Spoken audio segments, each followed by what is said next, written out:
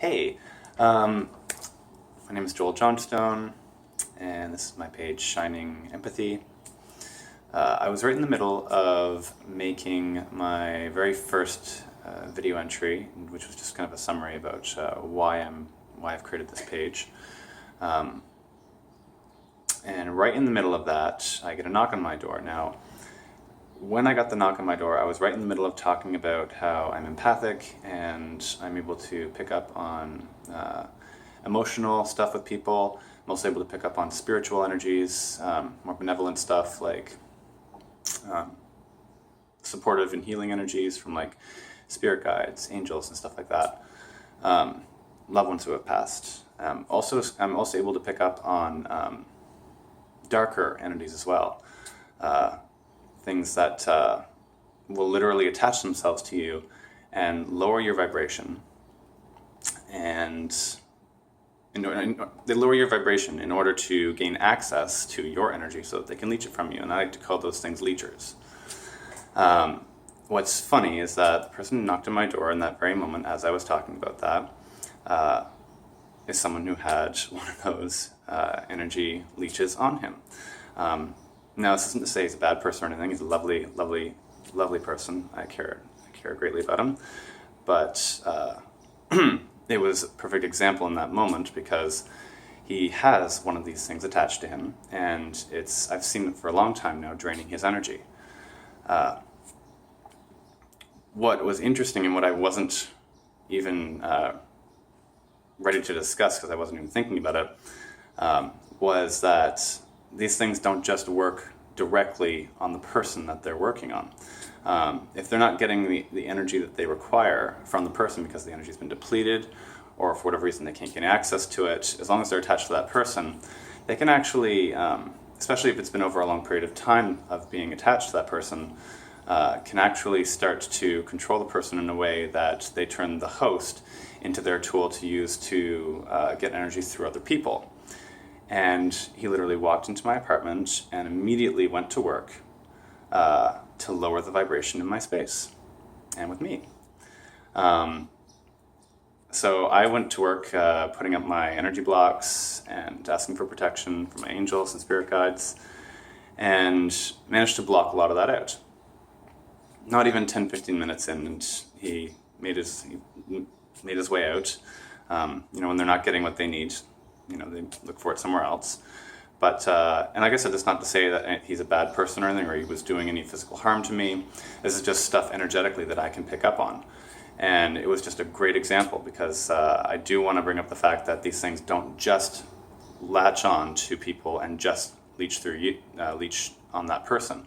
They can actually, through that person, leech through osmosis kind of other people. We're in a world right now where nobody really knows how to connect to their source. Very few people do anyway, which is where we can get our true energy from, infinite source of energy. It's there, but very few of us know how to connect to it. So we're sort of a world of energy vampires. We're literally, we've kind of energetically engineered ourselves to, in different ways, latch energy from other people. So we're constantly stealing each other's energy. And I think that that's actually one of the reasons why we have so many of the conflicts that we do in this world, from just the small conflicts we have with the people in our lives to the greater conflicts and wars and whatnot, is it's all a fight for energy. But as a result of this, one of the things that I felt like it needed to be discussed was how to protect yourself, because I feel like if there's anyone who's going to connect with this page, Shining Empathy, because I'm an empath, might be other empaths, and maybe you don't know how to protect yourself. So lesson number one, and this is one that I'm still struggling to practice with and utilize more often, because I think I'm just either, I don't know if it's laziness or whatever, but I don't do it as often as I should. But what works best for me is putting up, in a moment like this, putting up a shield. So I just imagine a golden bubble around myself of golden light. And the reason I use gold for me is because that color represents a more divine, angelic, or higher energy. It's a very protective, loving energy. And that can work into itself, but if you want to take it a step further, you can give the bubble instructions. You can literally say, nothing gets through this bubble, nothing can steal my energy through this bubble, nothing gets in or out kind of thing. I'll even take it a step further because symbols really work well for me. And I'll literally put a shield between me and the person if it's one specific person. Or if I just need protection from all around, I'll pop a couple shields symbols on the bubble itself.